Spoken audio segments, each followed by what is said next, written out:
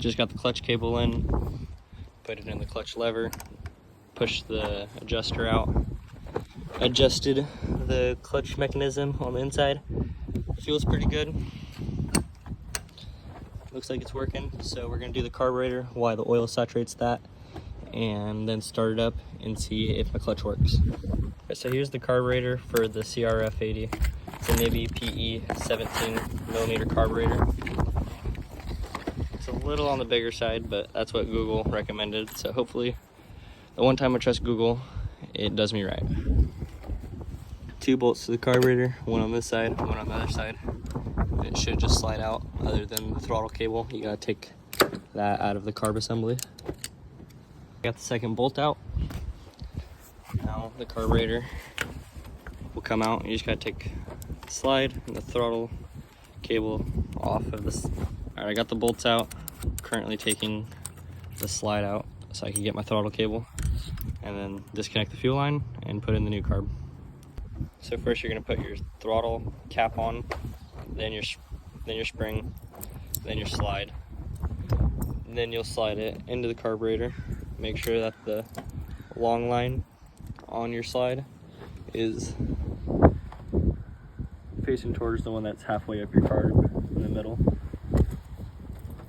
The slot that's slanted should be touching that throttle adjuster screw right there. So I'll put that back together and then throw it on the bike. One of these bolts were a little long. I had to cut it back a little bit and then grind it down so it was smooth and the nut would go on, but it should fit in there now. Hopefully I didn't cut off too much.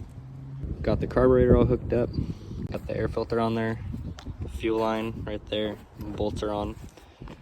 Time to turn the petcock on, let some gas get in there, kick it over, see how it runs.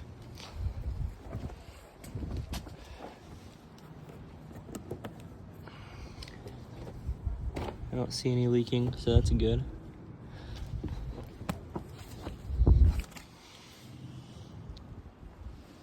No dripping out of the overflow, or out of the overflow from there to right here. But yeah, let's kick it over and see what it does. Oh, I'm gonna put the kickstart on real quick. Thought my Kickstarter was installed, so I installed that, but let's kick her over, see if she fires.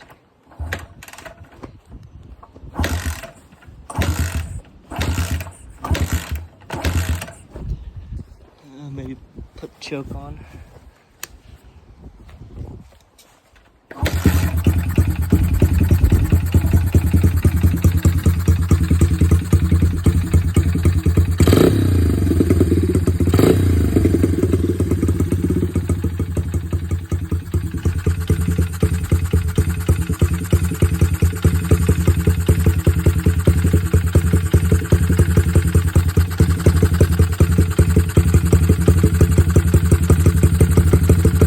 So it runs good with the choke on. Okay, it runs better when I take it off.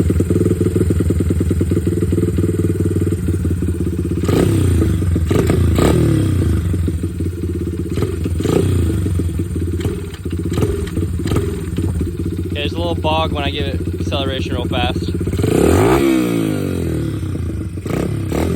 But if I lay into it, it's good.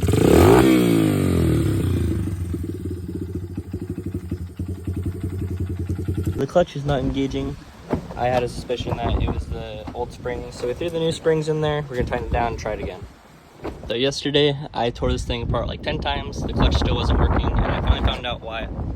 This washer right here, and this lock pin, I guess you call it, I don't know the exact name for it, but they are in the complete wrong spot. This should be inside the inner clutch hub. This should be on the outside of the clutch hub. Figured that out by watching a YouTube video, and then this right here comes right off. But yeah, no, it was that the whole time. So we're gonna put it together correctly and see if it works. I got the clutch basket out, cleaning out some brake cleaner, wipe it off, and then install it correctly. So it's gonna go clutch basket first and then everything else on the inside. I'll do a video because there's not a lot of good ones on YouTube on how to do it. But yeah, we start with this and I got the clutch basket off and cleaned it out with some brake cleaner.